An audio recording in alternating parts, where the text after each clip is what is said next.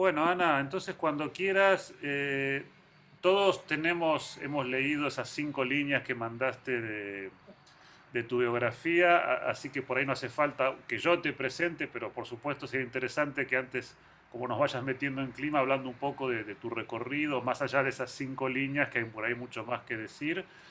Y bueno, desde ya muy agradecido porque estés presente con nosotros, compartiendo tus conocimientos, compartiendo tu experiencia, tu tiempo.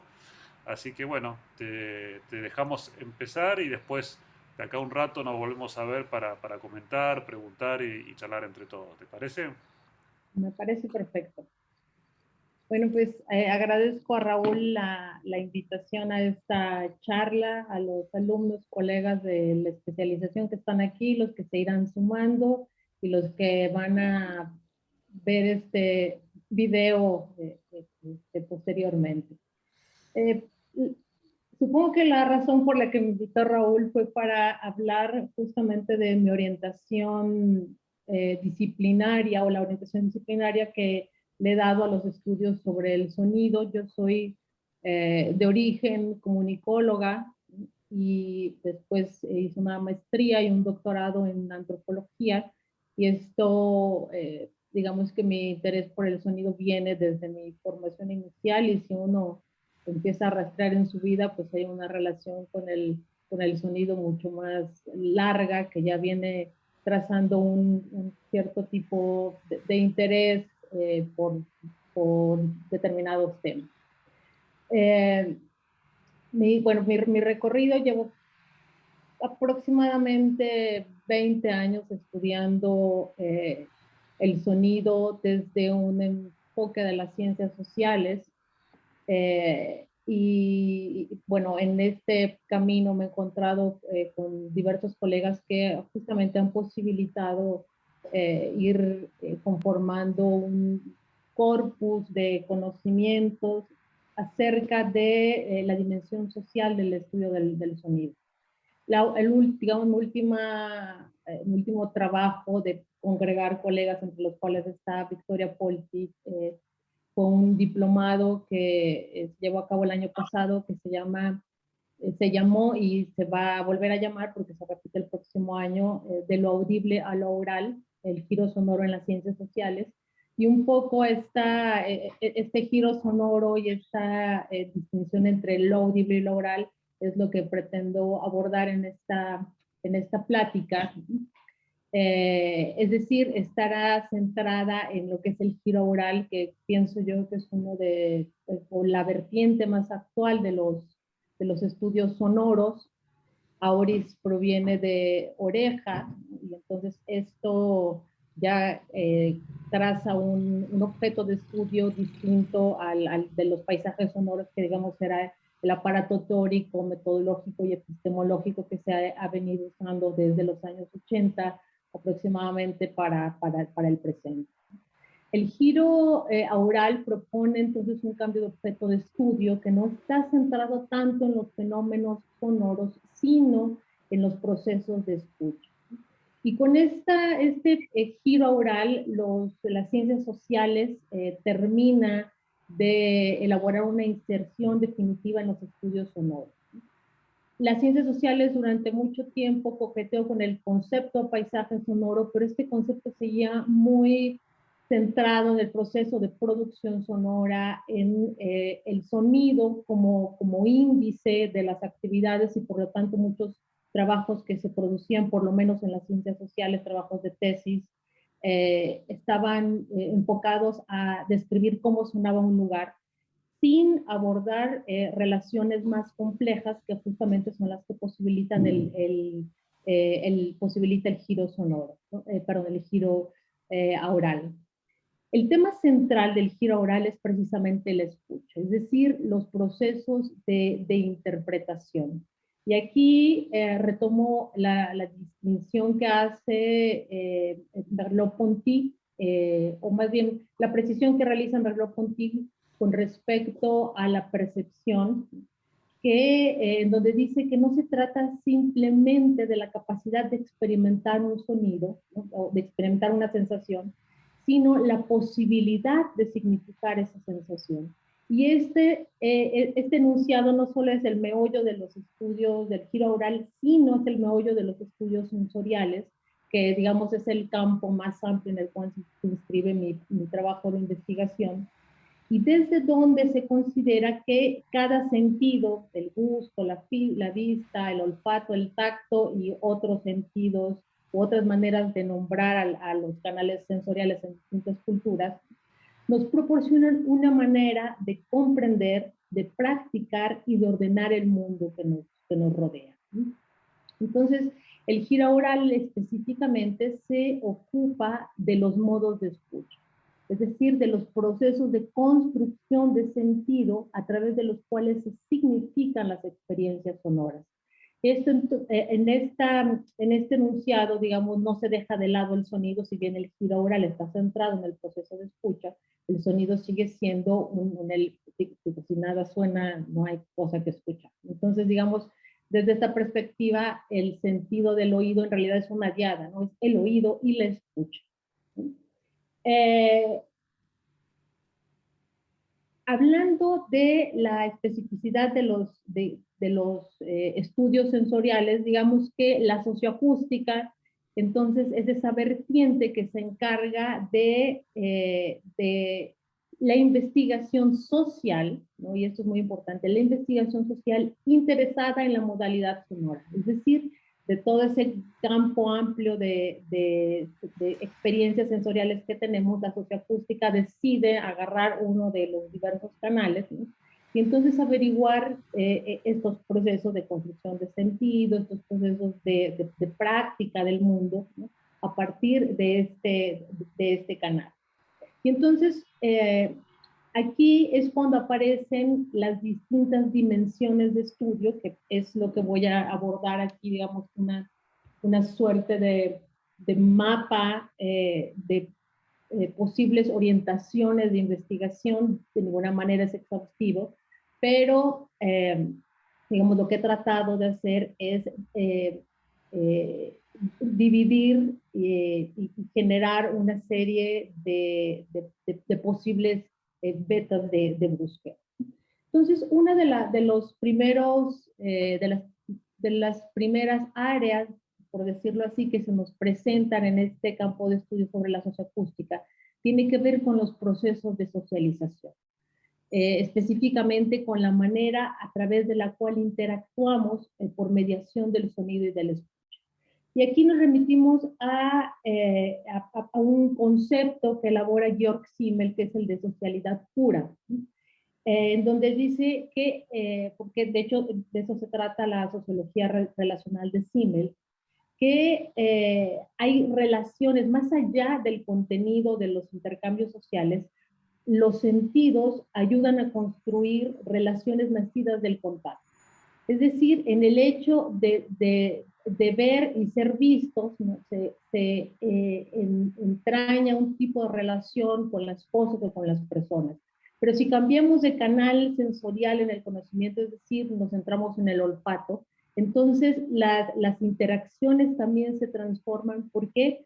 Porque la materialidad del olfato, la materialidad del canal que procesa esta sensación también se transforma. Desde esta perspectiva, la interacción a través del oído se basa en un enunciado muy simple, es decir, en la posibilidad de escuchar y ser escuchados. Esta es una relación que se construye desde el entorno maternante, ¿no? Es decir, en la vida inútero, nosotros habitamos ya lo que Vivian Su llama una piel audiofónica y que define como una serie de interfaz, es decir, el vientre de nuestra madre, el cual habitamos nosotros, nos ayuda a conformar nuestras primeras experiencias sonoras que están estrechamente relacionadas con el tacto, ¿no? Es decir, con el oído no está bien formado, de hecho el oído se acaba de formar varios meses después de nacido. Entonces las experiencias sonoras las procesamos al igual que una vez habiendo nacido, a través del oído, pero también a través de la piel y de la estructura ósea.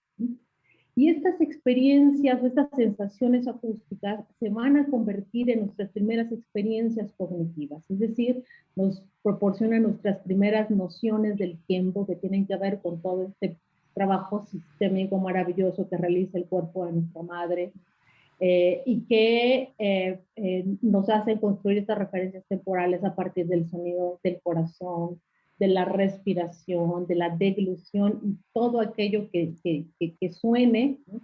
Y que sea objeto de una rítmica corporal.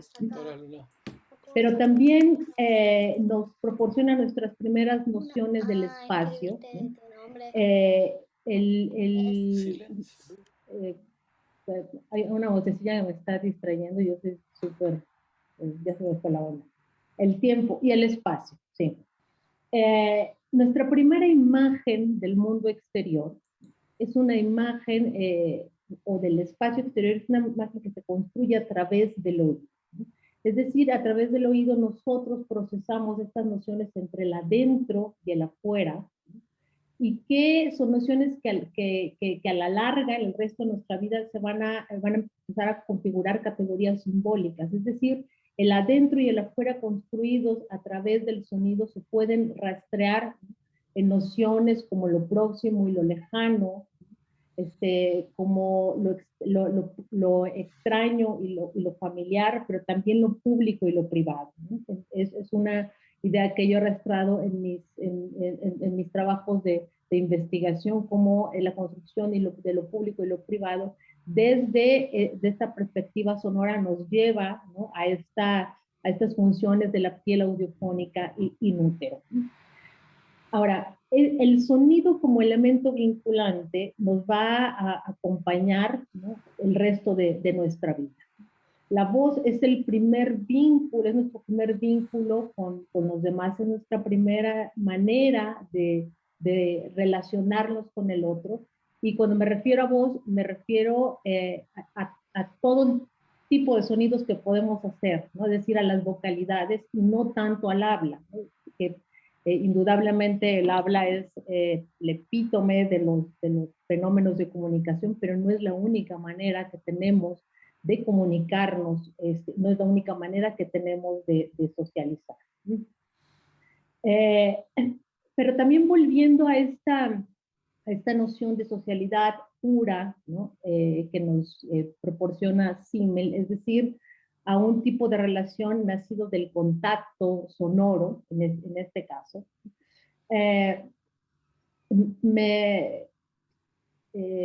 he trabajado yo también sobre sobre otra noción, o me he llevado a construir una noción que tiene que ver con la comunicación sencilla.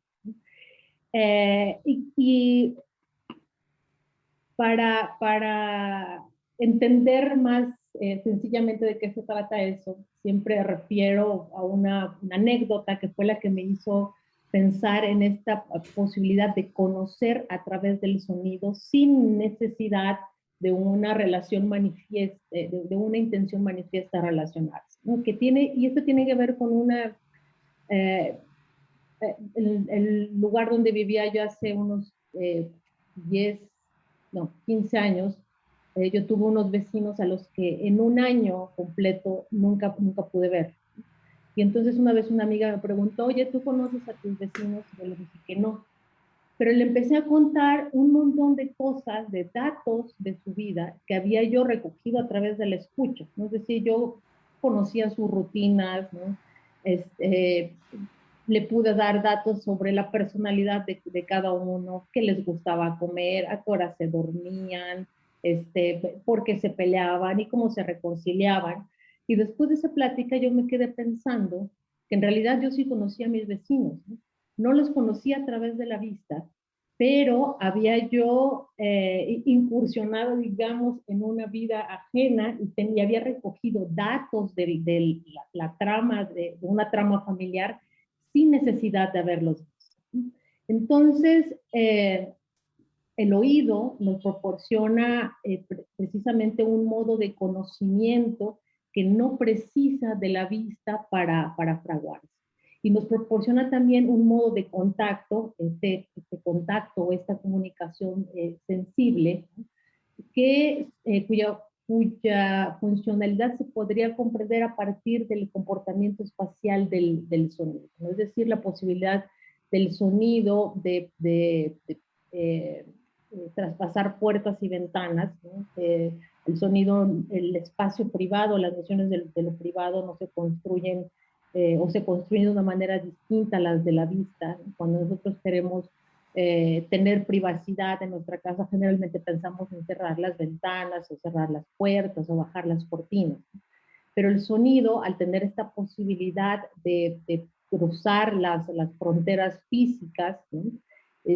Nos proporciona otro conocimiento del prójimo, es decir, del otro próximo, ¿no? A través de la materialidad sonora. Y que creo que es algo que durante este largo confinamiento en el que hemos estado, nos ha puesto a reflexionar, es decir, la manera en la que nuestras casas, pero también las casas de los vecinos suenan, ¿no? Y a través de esa escucha tenemos o se elabora una noción de una naturaleza distinta de vecindad. Ahora, seguimos en la perspectiva de la socialización, es decir, perdón, del sonido como un elemento vinculante. Y esto nos lleva también a pensar en una dimensión colectiva de las interacciones sociales. Es decir, en el papel del sonido, ¿no? como un articulador del cuerpo colectivo. Fenómenos como la fiesta o el ritual, ¿no? En donde hay música, pero hay baile y hay muchos elementos sonoros, ¿no? Han motivado al estudio de este tipo de fenómenos orientados a entender cómo el sonido ayuda a producir cuerpo colectivo, ¿no? Entonces, dentro de este enfoque, digamos, nos podemos meter a las sociologías de las multitudes, ¿no? Para entender estos fenómenos de trance colectivo, ¿no? Como las posesiones, ¿no? Los mismos trances que han sido estudiados por la antropología y la etnomusicología, y que están interesados en entender cómo el sonido que producimos en conjunto también ayuda a inducir esta relación o esta sensación, porque es más bien una sensación de comunidad, ¿no? Eso es lo que ocurre en los conciertos, por ejemplo, ¿no? O en las marchas, ¿no? Donde a partir de estas sonoridades que producimos en conjunto, nos podemos articular en un todo, en esto que se conoce como cuerpo colectivo, y que en realidad está impulsado por una voz colectiva, ¿no? Y es una voz colectiva en el sentido estricto del término, ¿no? De ese sonido que hacemos juntos, de esos gritos, ¿no? que alimentan a las multitudes y que contribuyen a este proceso de despersonalización en donde nuestra voz, ¿no? Se pierde en medio de la voz de los demás y nos hace precisamente imbuirnos en este proceso de comunión que Michel Chion llama covibración, ¿no? Y que refiere como al acto de vibrar en conjunto, ¿no? Y que podría interpretarse como una especie de mantra, ¿no? Es un poco el efecto del mantra, pero del mantra colectivo. Ahora, un elemento, o más bien un fenómeno que está que aparece en distintas dimensiones de análisis del enfoque socioacústico, tiene que ver con los procesos de identidad sonora. De hecho, este es uno de los conceptos que nos hereda Murray Schafer, ¿no? Con esta idea de marca sonora que define como un elemento de reconocimiento, ¿no? Entonces, digamos que en la mayoría de las investigaciones sobre socioacústica, este es un fenómeno que aparece de manera recurrente, como aparece de manera recurrente en los trabajos que se hacen sobre la cultura o sobre la socialidad, digamos, es un fenómeno que siempre ha interesado a las ciencias sociales, pero que adquiere rasgos muy característicos, ¿no? Observados desde la dimensión sensorial y desde la dimensión sonora. Entonces, el sonido, en efecto, funciona como un elemento de reconocimiento y distinción. Es decir, a través del sonido podemos reconocernos, reconocernos individual, pero también colectivamente, y los otros, ¿no? También nos reconocen por medio de nuestras elaboraciones sonoras. Si nosotros revisamos estos procesos de conformación de identidad individual sonora, podemos encontrar un montón de sonidos que justamente apuntan a nuestra identificación, comenzando por la voz, ¿no? Que a mí me parece que es incluso un fenómeno más nuestro que, que nuestro nombre, ¿no? O sea, la voz está nuestra como una huella digital, y a través de ella elaboramos diversas maneras de reconocimiento. Pero también en nuestras maneras de hacer, ¿no? Los modos de hacer, como les llama Michel de Certeau, producimos diversas sonoridades que nos identifican, ¿no? Como nuestra manera de caminar, por ejemplo. Yo puedo distinguir a mi esposo por la manera en la que sube las escaleras sin necesidad de verlo, y entonces volvemos a este fenómeno del conocer o del reconocer sin ver, ¿no? O la manera de hacer sonar una llave, etcétera, ¿no? O sea, que creo que todos podemos comenzar a dimensionar cuáles son estas particularidades de producción sonora que nos identifican personalmente. Y que podemos, o que se inscriben más bien en lo que podría definirse como una biografía sonora, es decir, podemos contar nosotros o narrar nuestros datos biográficos con ayuda de todos esos sonidos que se vuelven característicos de nosotros. Ahora, si trasladamos este concepto de identidad sonora al ámbito de las identidades colectivas, entonces nuevos fenómenos comienzan a definirse. Comenzando por el hecho de que los sonidos definen nuestra pertenencia a un grupo, y entonces se transforman en sonidos símbolos, es decir, sonidos que se vuelven significativos, que nos permiten reconocernos como parte de una colectividad, y que permiten a los demás reconocernos como parte de ese grupo. Y aquí podríamos hablar ciertamente de las músicas que tienen que ver con identidades, pero también de las formas de hablar, ¿no? No solo de la lengua que hablamos, sino de las formas de hablar características de distintas zonas de nuestro país, que solamente de escucha nos permiten establecer una relación geográfica con estos sonidos. Por no hablar de otros elementos del paisaje, ¿no? Que caracterizó muy bien Murray Schafer, ¿no? Como el tren, ¿no? Como un elemento característico de una época, como podría ser de la revolución industrial, ¿no? Aunque no solo ahí hay trenes, pero digamos en este proceso de creación de símbolos, ¿no? Ese sonido particular se vuelve un contenedor significativo, y se vuelve también un hito sonoro. Podríamos referirnos también a las campanas, ¿no? O a la sonoridad de las fiestas, que además de volverse elementos significativos de identificación, también pasan a formar parte de nuestra memoria sonora. Y esta memoria sonora es simplemente una memoria compartida, una memoria colectiva, ¿no? que también en este ámbito a lo largo del tiempo nos ayuda a trazar una identidad conjunta. Y son estos sonidos símbolos, estos sonidos significativos a nivel colectivo también, los que se convierten o los que ahora se engloban en esta categoría que se conoce como patrimonio inmaterial de la humanidad y que tiene, digamos, dos vertientes, ¿no? La buena y la mala, ¿no? Es decir, ha ayudado, ¿no? a las sociedades a la defensa de ciertos recursos, pero también ha convertido a las identidades, a estas identidades sensibles en mercancía, ¿no? Entonces, digamos, ahí hay un doble juego de estas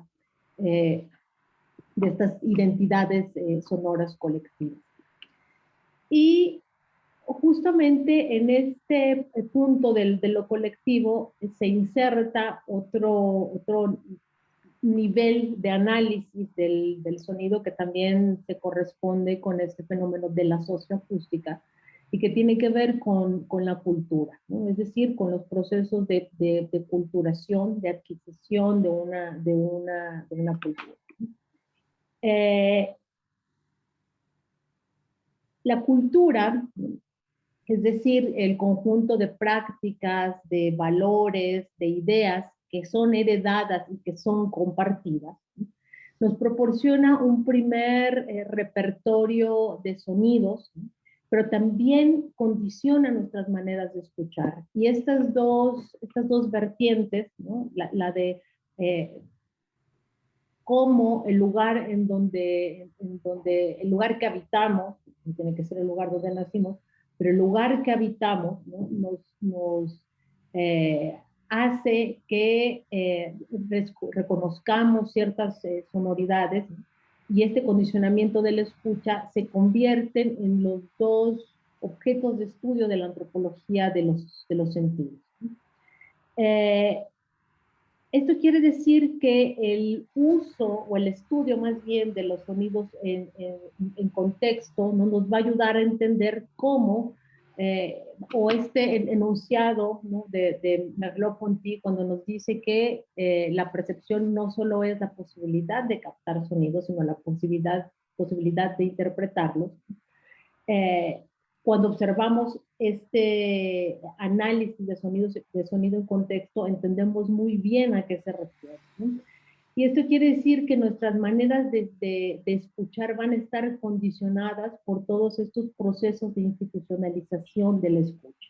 Por ejemplo, podemos ubicar aquí fenómenos como el hecho de que, no sé, los pueblos selváticos, ¿no? Usen de manera preferencial el canal auditivo para comunicarse, porque su tipo de entorno geográfico dificulta, digamos, la vista hacia lo lejos. Entonces, cuando la gente pretende ubicarse en un lugar, entonces le sirven más los oídos y la voz que la vista para realizar este proceso. O el hecho de que en contextos urbanos, que son contextos eminentemente saturados, de los habitantes de las ciudades hayamos aprendido a cerrar los oídos, es algo que no se puede hacer y que sin embargo nosotros a partir de ciertas habilidades, ¿no? Aprendemos a discriminar. Esto no en todos los contextos se puede hacer uno de los oídos sordos, ¿no? O que en ciertos entornos, como los entornos montañosos, ¿no? Haya surgido una cosa tal como el lenguaje silbado, ¿no? Es decir, un lenguaje para articular la vida social entre pueblos, ¿no?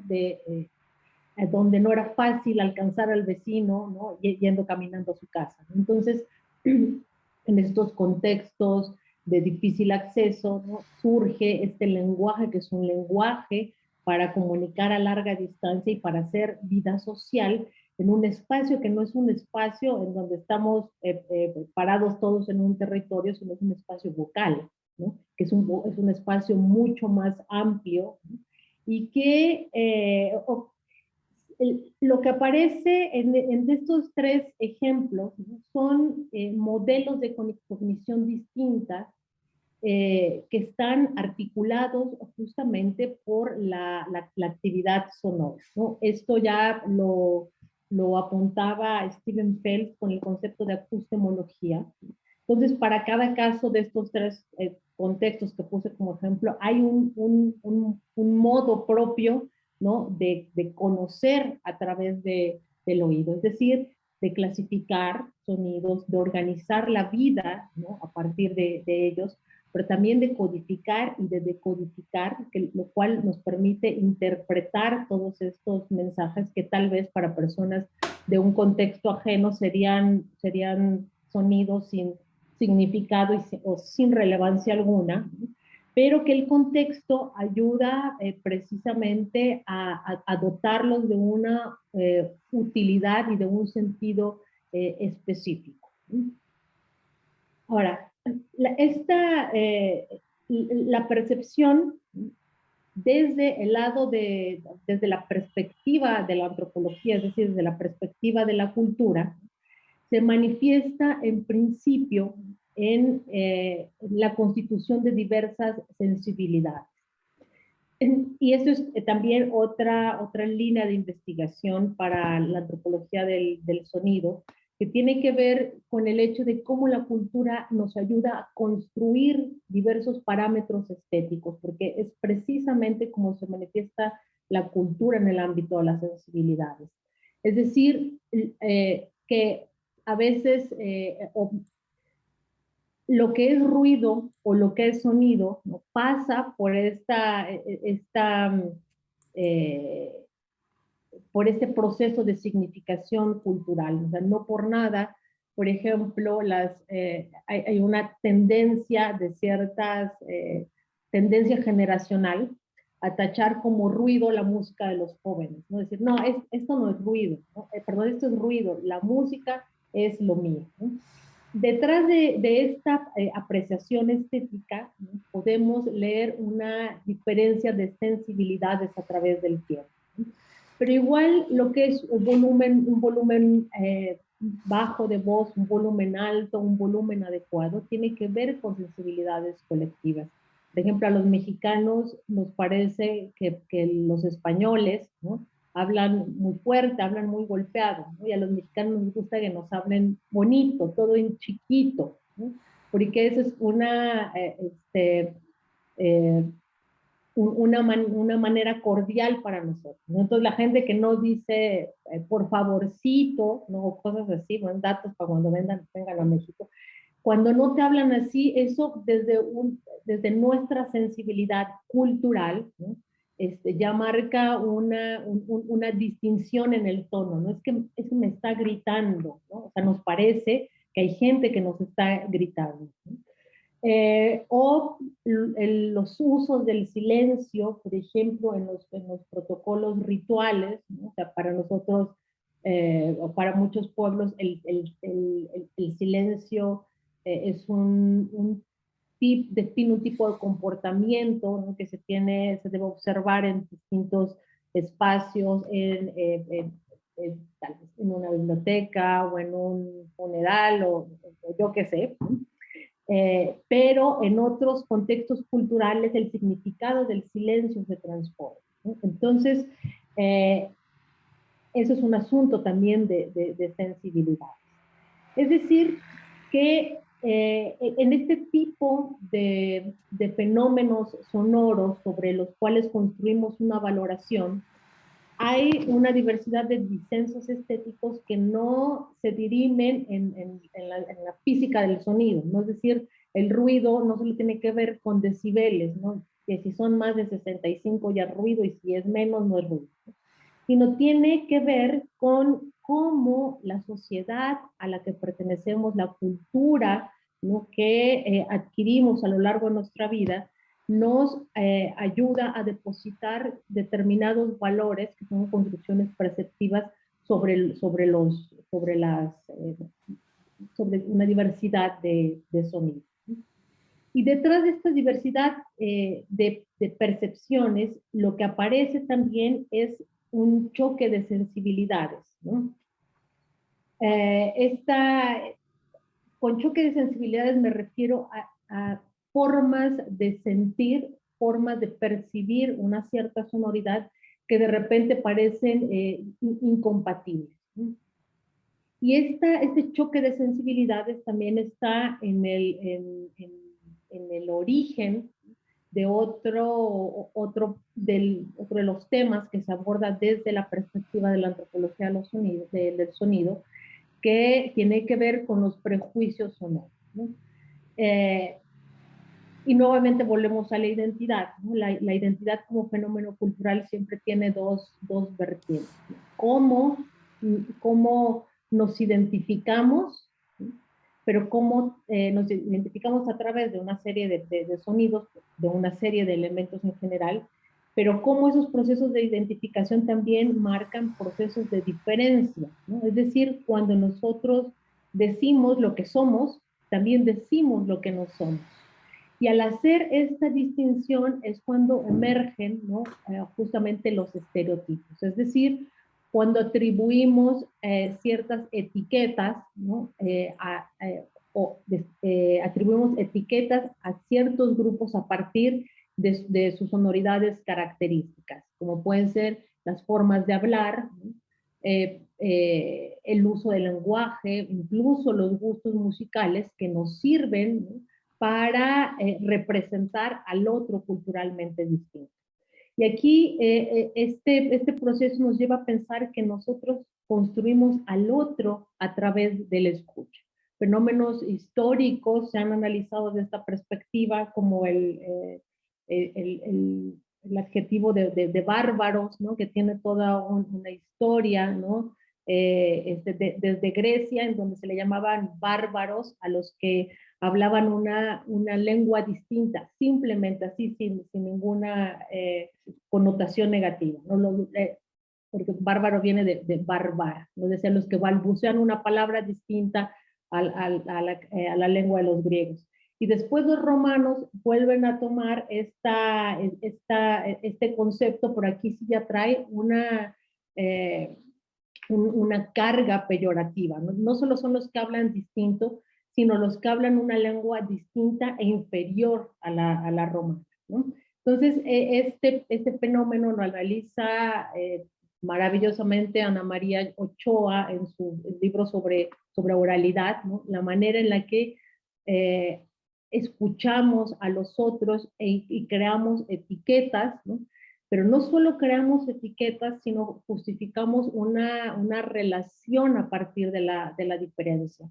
Aquí nacen entonces no solo los estereotipos, sino fenómenos como el colonialismo sonoro, es decir, procesos de silenciamiento de los grupos y de los pueblos, el exterminio de las lenguas, qué lengua es más válida o qué lengua merece vivir sobre otras, ¿no? O pasar por encima de las otras, ¿no? Y de aquí se pueden desprender un montón de relaciones de poder, que es otra vertiente de análisis socioacústico, que nos llevaría a entender estos fenómenos, ¿no? Como en dónde o a partir de qué regímenes de escucha, ¿no? Se decide quién tiene derecho a hablar, quién tiene derecho a sonar, ¿no? Y quién tiene derecho a ser escuchado. Yo siempre he pensado que esta idea de los que no tienen voz, ¿no? No es que no tengan voz, más bien es que no hay quien los quiera escuchar, ¿no? O sea, todos tenemos voz, pero ¿qué voz merece ser escuchada? ¿No? Ese es un asunto, ¿no? Que tiene que ver con estos juegos del poder en los que entra el sonido.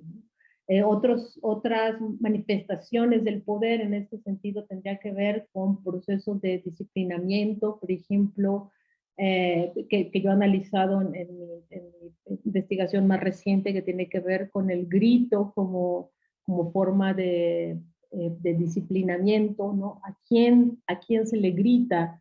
¿No? ¿Quién tiene derecho a alzarle la voz al otro? ¿No? ¿Quién tiene derecho a hacer callar? Y esto nos llevaría a analizar una diversidad de pedagogías orales, ¿no? ¿Quién le puede gritar a quién? ¿Quién impone el silencio sobre otra persona, ¿no? O en este mismo ámbito del poder podríamos analizar las guerras del ruido, es decir, fenómenos de dominación acústica, ¿no? Como hay un caso que ya me tiene varios años investigando, que es algo que se llamó la ley Muezzin, que se puede rastrear desde el 2010, que es una iniciativa de ley que ha sido tratada de promover en varias ocasiones en Israel para prohibir el llamado a la oración, ¿no? Desde las mezquitas, ¿no? Entonces, esta es una ley que se ha intentado disfrazar de una ley de protección al ambiente, ¿no? Pero entendemos que justamente en este proceso de silenciar la voz de otra religión hay algo más que el medio ambiente, ¿no? Es simplemente otra manifestación de los conflictos que hay en Medio Oriente, ¿no? Bueno, por no decir, por último, en este aspecto, lo que tiene que ver con la tortura sonora y con las armas acústicas, que son eh, digamos, la expresión más reciente del uso del poder, del poder sonoro, ¿no? Y de las formas de dominación. Por último, o la última vertiente que quiero presentar en estas relaciones socioacústicas, tienen que ver con el hecho de que las sensibilidades se transforman a través del tiempo, ¿no? Es decir, estas maneras que tiene la cultura de determinar el, cómo interpretamos el sonido no son permanentes, es decir, son dinámicas. Entonces, así como los paisajes sonoros se transforman, también cambian nuestras maneras de escuchar. Y uno de los elementos que más ha incidido en esta transformación de los modos de escucha es precisamente la tecnología, ¿no? Entendiendo la tecnología como un fenómeno mediador de nuestras relaciones. Entonces, Murray Schafer habla como de los grandes cambios tecnológicos que han dejado una impronta en la historia, se refiere a la revolución industrial específicamente, y después a la revolución industrial, ya la invención de la luz, como dos fenómenos que transforman radicalmente los modos de vida, ¿no? Específicamente de la revolución industrial dice la potencia, ¿no? Transforma las maneras de sentir, no solo las maneras de escuchar, sino las maneras de sentir. La potencia en las máquinas nos brinda otra experiencia del poder, ¿no? Transforma nuestros umbrales de escucha, nos proporciona toda una nueva gama de sonido. Pero, digamos, este es un ejemplo, el ejemplo por antonomasia de lo que puede delegarnos una revolución científica, ¿no? Pero también, o sea, pensemos en cómo la historia de la comunicación de la voz alta, por ejemplo, ¿no? Ha transformado toda nuestra percepción de la dimensión de las relaciones, ¿no? Es decir, desde el uso de las manos abocardadas, que fue el primer megáfono que inventó el ser humano, ¿no? Para poder hacer llegar la voz, ¿no? A distancias más lejanas, hasta el uso de las modernas bocinas, ¿no? Y todos las tecnologías que podamos contar en ese gran de periodo de la historia de la humanidad, ¿no? Nos llevaría a emprender un recorrido por la transformación de las dimensiones de la comunicación, ¿no? Estas tecnologías han transformado nuestros umbrales de la escucha. Pensemos en el estetoscopio, ¿no? Que nos permitió escuchar lo inaudible, ¿no? O sea, todas estas sonoridades del cuerpo que no eran fácilmente detectables sin la mediación de una tecnología, ¿no? O cómo la historia de la tecnología del registro y la grabación sonora, ¿no? Nos permite entender o trazar otra relación con el tiempo, ¿no? varios teóricos de la tecnología desde la perspectiva social han hablado de la tecnología como máquinas para crear fantasmas, ¿no? Es decir, para llevar la voz, ¿no? A otros, la voz en absencia, ¿no? La voz desprendida del cuerpo, que sería este ejemplo del uso del lenguaje silbado, ¿no?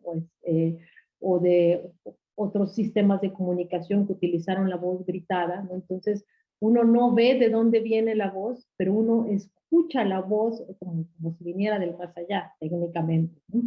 O las tecnologías de grabación como modos para perpetuar las voces de los muertos, ¿no? Y cuyo rastreo más lejano tiene que ver justamente con la telepatía, ¿no? O esta búsqueda para poderse comunicar a través de los medios, ¿no? Para ellos, para estos estudiosos teóricos de la tecnología, ¿no? Hay algo de fantasmagórico, ¿no? En los medios en las tecnologías acústicas. Por ejemplo, pensar cómo la introducción de la radio, ¿no? O la llegada de la radio modifica nuestras prácticas de escucha, ¿no? Modifica las dinámicas familiares e incluso modifica los modos de imaginar, es decir, los procesos cognitivos, ¿no? Que se generan escuchando unas voces salir de una cajita y que esas voces además tienen una narrativa que nos permiten crear mundos, ¿no? Crear mundos a través del sonido. Entonces, aquí le voy a parar, tengo ejemplos un montón, pero la idea de esta presentación era hacer como este mapeo, ¿no? De qué tipo de fenómenos sonoros son los que le interesan a esta vertiente sociocultural de los estudios sonoros, o cómo los fenómenos sonoros que son acogidos por las ciencias sociales, ¿no? Nos proporcionan un tipo de información que va más allá del sonido como fenómeno descriptivo, ¿no? O sea, el sonido ya no solo es una materialidad que nos permite observar cierto tipo de fenómenos, sino que nos permite pensar sonoramente distintos problemas de la sociedad en sus distintas dimensiones. Entonces, pues creo que hasta aquí dejaría yo mi presentación. Ana Lidia, ahí el chat, todos los colegas que se han ido te han dejado mensajes, seguro que no los viste, agradeciéndote y muy contentos con la charla, Ahora cada uno los se ha veo, tenido que lo ir estoy viendo. por distintos motivos. Y imagino también que, bueno, que pese a lo mediado que es Internet y todo lo demás, estará sintiendo igualmente el agradecimiento y el Sí, afecto sí, de sí. todos nosotros. Así que, no sé, me parece que no sé si alguien quiere hacer alguna ultimísima pregunta. Si no, bueno, espero que, como venimos hablando últimamente con Analida, que esto sea como un primer paso de un acercamiento que vayamos haciendo, de colaboraciones, de vínculos, de redes, donde también está Victoria, que forma parte también de los dos espacios, y bueno, todos los demás colegas y amigos que se vayan sumando. Así que bueno, mil gracias nuevamente, Ana Lidia. Un placer escucharte, un placer compartir este espacio. Y bueno, seguimos en contacto. Muchas gracias por la invitación. He estado muy a gusto con esta charla y por supuesto espero que no sea la última y que nos sigamos encontrando en distintos espacios. Gracias a todos por su escucha atenta y dispuesta. Un abrazo y Gracias. bonita noche. Gracias. Abrazote. Abrazo.